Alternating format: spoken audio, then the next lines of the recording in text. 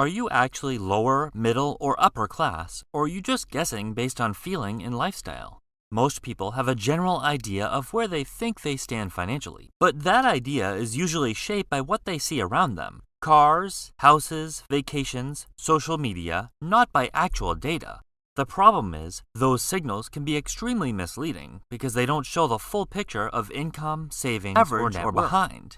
What's surprising is that most people never check these numbers at all. Some of the most important benchmarks, like income percentiles, savings rates, and net worth by age, are all completely ignored, even though they give a far more accurate picture than lifestyle ever could.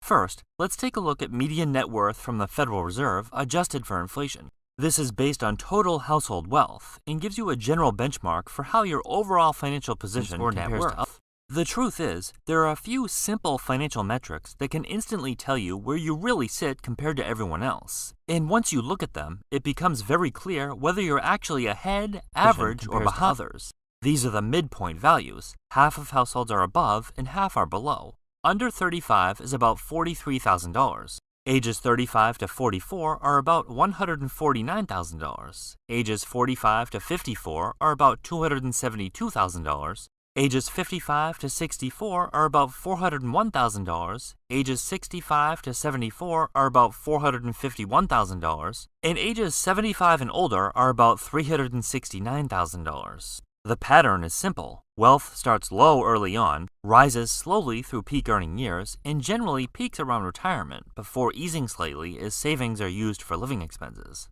But here's the surprising part. These net worth figures include home equity, which often makes up about 1/3 to half of total household wealth. Once you separate that out, along with depreciating assets like vehicles and other non-appreciating items, the remaining investable net worth is usually much lower than it first appears. And honestly, these net worth numbers don't grow that fast. Once you adjust for inflation, they're only rising a few percent each year. And a lot of that isn't even from people actively trying to build wealth. It's things like paying down a mortgage or home values going up over time, not big increases in savings or investments. In other words, these numbers don't indicate active steps towards building wealth, but more like an aimless progression. So if your household net worth is above your age group's number, you're doing better than the typical person. It means you're ahead of more than half of households your age in total wealth. When it comes to earnings, how much do you need to make to be above the typical person? Your initial guess is probably wrong. A useful way to answer that is to look at U.S. Census income data, where the median household income is about $84,000, and the median income for full-time workers as individuals is about $63,000. These are the middle points of the income, meaning half of households or full-time workers earn more and half earn less.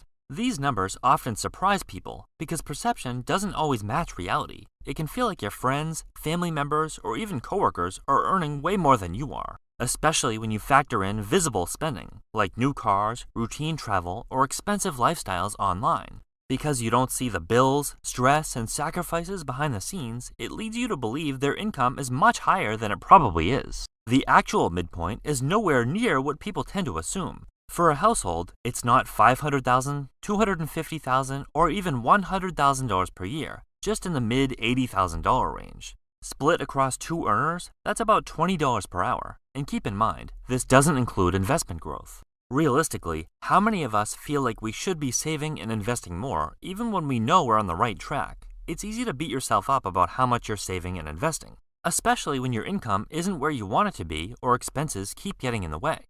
But you might change your stance once you see what most people are actually doing. The average savings rate in the U.S. is only about 4% according to the Federal Reserve Bank of St. Louis. That includes everything people set aside for the future: emergency savings, bank savings, and retirement contributions like 401ks. It's the total amount being saved across the board.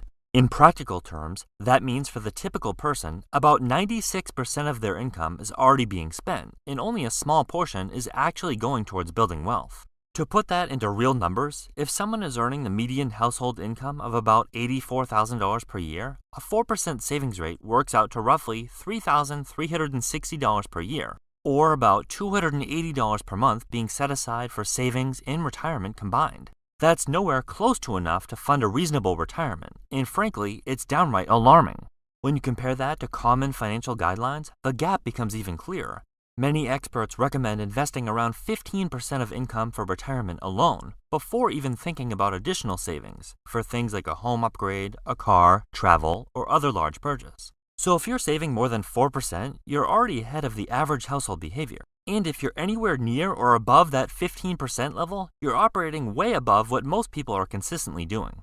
Retirement savings tells a similar story when you break it down by age. According to Federal Reserve data adjusted for today's dollars, median balances are fairly modest across most groups. This includes money held in retirement accounts like 401ks and IRAs, but it does not include other assets like business ownership, crypto, or investments held outside of retirement accounts, as indicated by the name. Under 35, the median is about $21,000, reflecting early career stages where many people are still prioritizing debt paydown, housing, or just getting started.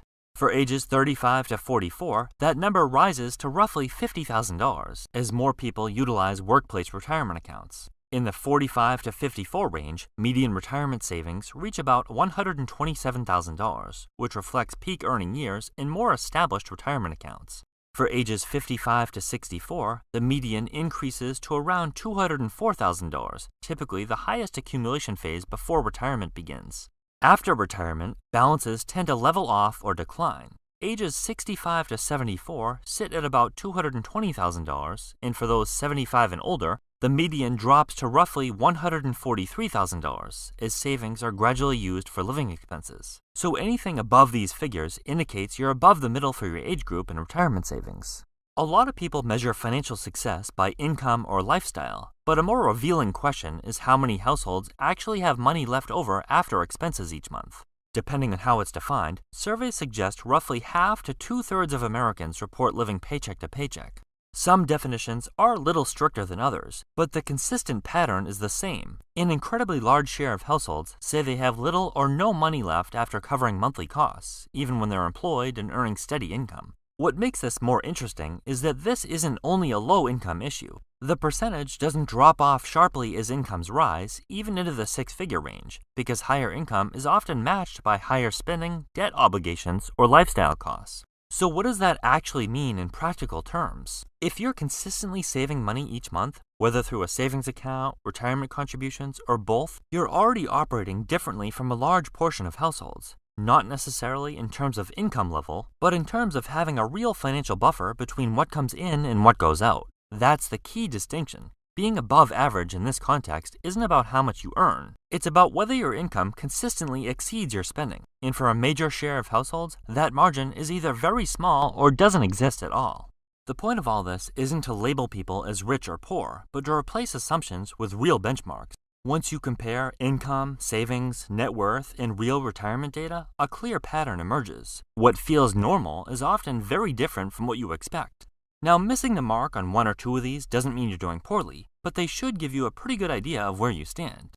And in reality, if you're even taking your finances somewhat seriously, you're already going to be well ahead of most people. And if you're consistently above these medians, you're ahead of most households in measurable terms. If you're below them, you're still in line with a large share of the population.